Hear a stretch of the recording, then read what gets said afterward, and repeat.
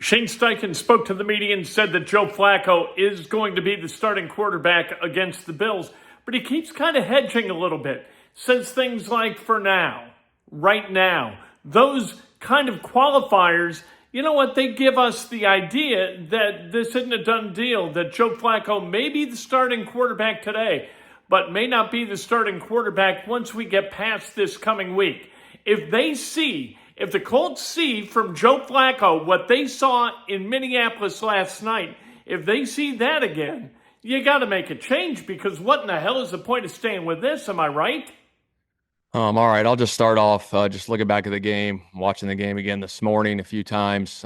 Disappointing. Obviously, anytime you lose, it's disappointing, but the way we lost was very disappointing. So, you go back, you do as best you can, clean it up, grind at it, and you got to work. And that's what it comes down to. We got to put in the work each and every week to get the results we want going forward. First question from chat. Hey, Shane.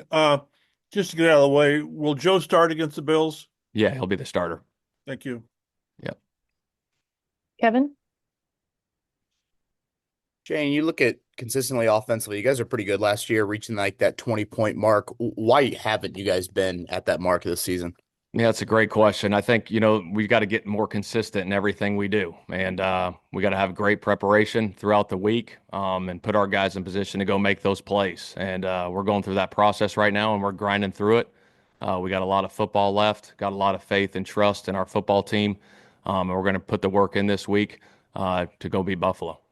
And then with Pitt, how much of that weekly conversation has to start to happen? It just seems like he's not at that level that he usually is at.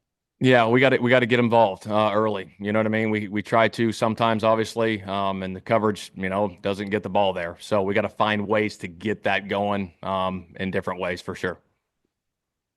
Jake? Hey, Shane. As you guys, obviously Joe is the plan the rest of the way, but as you guys continue to evaluate things, obviously there was like a certain amount of leeway Anthony got. Is that similar with Joe? Like, is there a certain limit before you guys make another switch, or you just want to stay pat? Yeah, we'll stay path with Joe going forward right now. Yep. Nate? Hey Shane, just to clarify with Pitt, are you guys having conversations with him, with doctors about maybe the possibility of putting him on IR? Is that sort of a thing you check in on each week, or is the plan just to keep going right now? Right now, the plan is to keep going, Nate. Yep. James? Shane, I know you just mentioned that Joe is your quarterback moving forward. After a performance like that, why and how do you, I guess, just instill belief in this team that he can go out there and get the job done?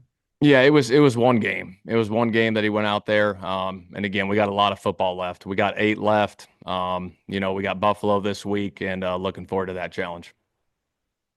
And then one quick follow-up. I know you mentioned you had to go back and watch some of the film yourself.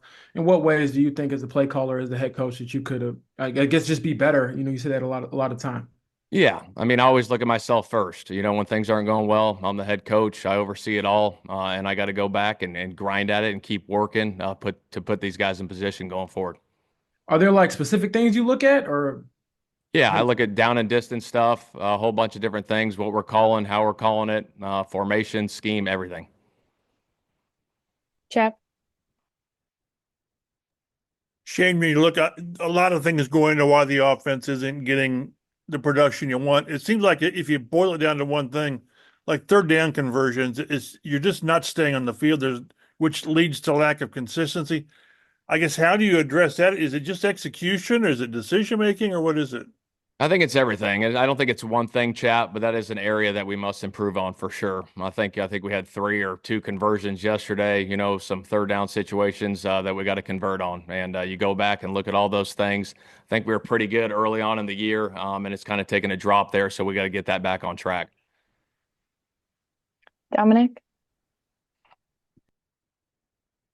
Hey Shane, it seems like Michael Pittman Jr. just one catch. AD Mitchell not very involved either. Not a lot of snaps played. Is there a way to get him involved, even especially when Pitt's kind of battling through some injuries? Just your perspective on AD's involvement. Yeah, we got to get all these guys involved. I mean, we got a talented receiver group. We have stuff up for these guys every single week, and we got to get them the ball. That's the bottom line. We got to find ways to get these guys the ball in space and create the separation and get them in these open voids. Joel, Shane, there have been a number of national reports that in the last couple of days that the reason that Anthony isn't starting anymore is mostly due to a lack of game preparation. If that's true, why was he starting in the first place? Yeah, I addressed that last week. I don't know where there's reports out there all the time. So yeah, I addressed that last week. There's no issues there. Jake, So you mentioned earlier in the year you guys would like to be more aggressive in the return game. How do you feel like that has developed since then? And for a guy like Anthony Gould, who, he caught a little fire in training camp, what's he got to do to start getting active again? Yeah, you look at our roster, and that's always a decision we got to make, during the week on who's up and who's down, right now. And so, we're having downs back there, obviously in the punt return game, and that's kind of where it's at. But Gould's been doing a good job in practice. He's continued to develop, but he's a great competitor. So we'll see where that goes, Jake. All right, thanks. we'll do two more, James and then Chap. Shane, I know obviously a lot of season left, but what gives you faith that you can figure this thing out and get this team rolling at 4-5? I got a ton of faith in the guys in that locker room. There's never any quit. There's in any of these guys. You can see it. As bad as it was yesterday and the way it went, our guys fought all the way till the end. There's 5 minutes left and it's 10-14 and we're still right in it.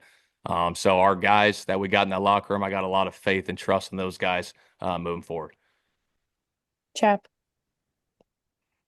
Shane, I know it's early in the week, but any indications that Bernie's progressing all right, practice on Wednesday, or is it just too soon to tell? It's too soon to tell right now, Chap. So we'll Okay. see how the week progresses. Yep. These are tough times for Steichen.